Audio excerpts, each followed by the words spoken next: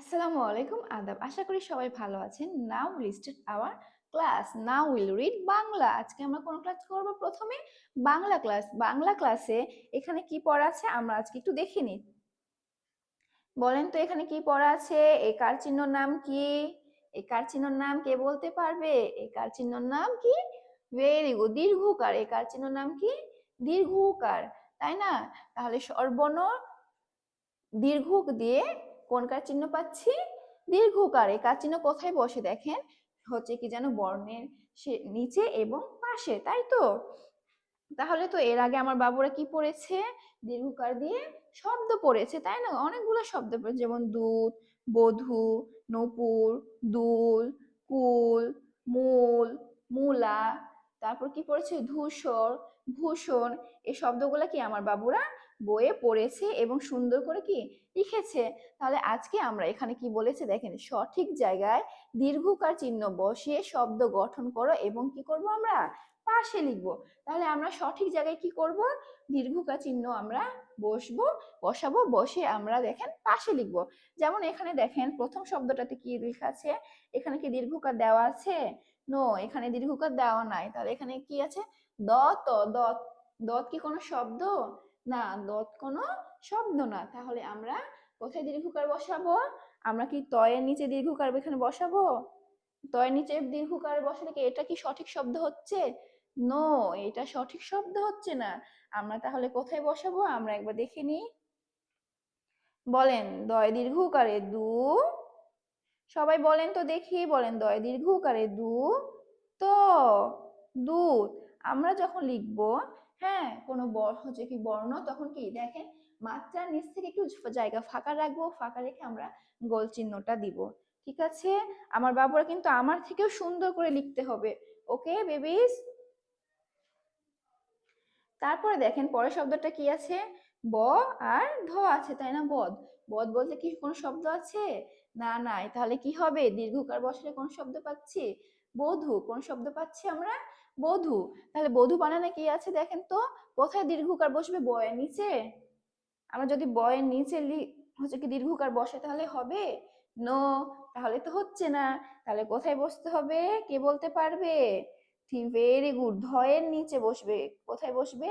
ধয়ের নিচে। দেখেন, বলেন ব, ধয় দীর্ঘকারে ধু, বধূ।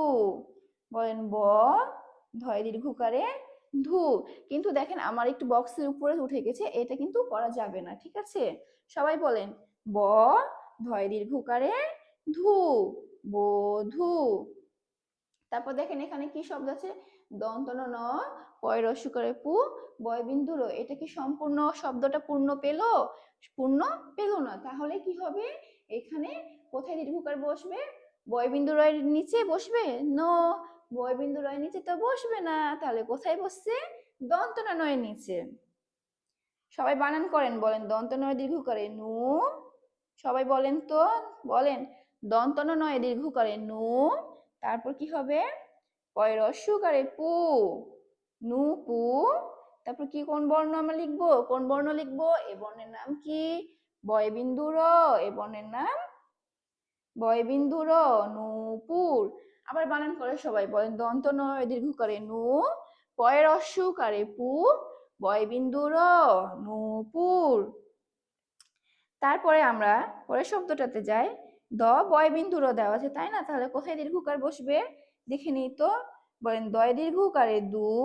সবাই বলেন এবং মুখে মুখে বলবেন এবং কি করবেন আপনারা লিখবেন। লিখলে কি হবে? আপনাদের সুন্দর আরো বেশি প্র্যাকটিস হবে। আপনারা বানানগুলো ভুলে যাবেন না, মনে থাকবে, ঠিক আছে? আপনারা মুখে বলবেন এবং সাথে সাথে কি করবেন? আপনারা অবশ্যই কিন্তু লিখবেন। বলেন দয় দীর্ঘকারে দু, বয় বিন্দু র, দূর। বলেন দয় দীর্ঘকারে দু, র, দূর। তারপর এখানে কি আছে? কল। কল, কল একটা শব্দ, কিন্তু এখানে কি বলেছে? সঠিক জায়গায় দীর্ঘকার চিহ্ন বসে আমরা কি তৈরি করব? শব্দ তৈরি করব, ঠিক আছে? কল, তাই তো? তাহলে বলেন কয় দীর্ঘকারে কু। সবাই বলেন তো দেখি আমার সাথে সাথে, বলেন কয় দীর্ঘকারে কু। হ্যাঁ, এই যে আমি যেভাবে ক লিখছি ঠিক আপনার সেম ভাবে কি করবেন? ক লিখবেন। বলেন কয় দীর্ঘকারে কু, ল। কুল। আবার বলেন কয় দীর্ঘ উকারে কু, তারপর কি হবে ল, কুল। আশা করি আমার বাবুরা বুঝতে পেরেছে। আরো একবার আমি আমার বাবুদেরকে শব্দগুলা পড়ে শোনাচ্ছি। দুধ, বধূ, নূপুর, দূর এবং সর্বশেষ শব্দ কি লিখলাম আমরা, কুল। আজকে এ পর্যন্তই। আমাদের এরপরে কি আছে, বাংলা কি পড়া আমরা দেখে নিই, ঠিক আছে? আশা করি সঠিক জায়গায় দীর্ঘকার চিহ্নটা আমার বাবুরা সুন্দরভাবে বুঝতে পেরেছে। তারপরে আছে দেখেন এখানে এলোমেলো বর্ণ সাজিয়ে লিখো। আমরা এখানে কি আছে, এখানে দেখেন অনেকগুলো এলোমেলো বর্ণ আছে। আমরা কি করব, আমরা সুন্দর করে আমরা সাজিয়ে লিখব। দেখেন এখানে বলেছে ল কয় দীর্ঘকার কু আছে, তাই না? লকু, কিন্তু এলোমেলো যেহেতু বর্ণ আছে, আমরা সাজিয়ে লিখতে গেলে কোন বর্ণটা আগে আসবে দেখি তো। কয় দীর্ঘকারে কু, তারপরে কোন বর্ণ আসছে, ল, কুল। সবাই বলেন, এর আগে তো যেমন আমার বাবুরা এর আগে বললো লিখলো, সেটাই আমরা কি করব এখানে সুন্দর করে লিখবেন। বলেন কয় দীর্ঘকারে কু, ল, কুল।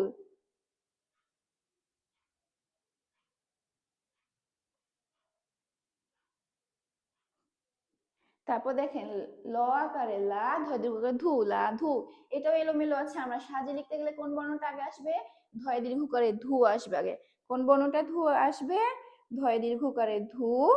তারপর কোন বর্ণ আসছে, ল আকারে লা, ধুলা। তারপরে বলেন, আমার এটা একটু লেখাটা একটু খারাপ হয়েছে, আপনারা আরো সুন্দর করে লিখবেন। তারপর কোন বর্ণ আছে দেখেন, হচ্ছে র, অন্তঃস্থ দীর্ঘ করে উ, ম। তাহলে ময়ূর বানানে এটা কি কোন বর্ণ আগে আসবে, অবশ্যই কি র আসবে, ন। আগে কোন বর্ণ আসবে, ম। বলেন ম, বলেন ম, অন্তঃস্থ দীর্ঘকারে উ।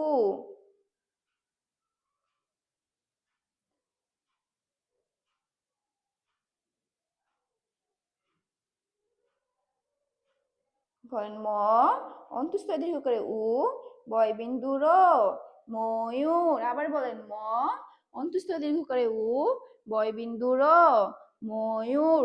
তারপর দেখেন এখানে কি আছে, র আর দীর্ঘ দয় দীর্ঘ করে দু আছে, তাই না? তাহলে কোন বর্ণটা আগে আসছে, অবশ্যই দয় দীর্ঘ করে দু আগে আসবে। বলেন দয় দীর্ঘ করে দু।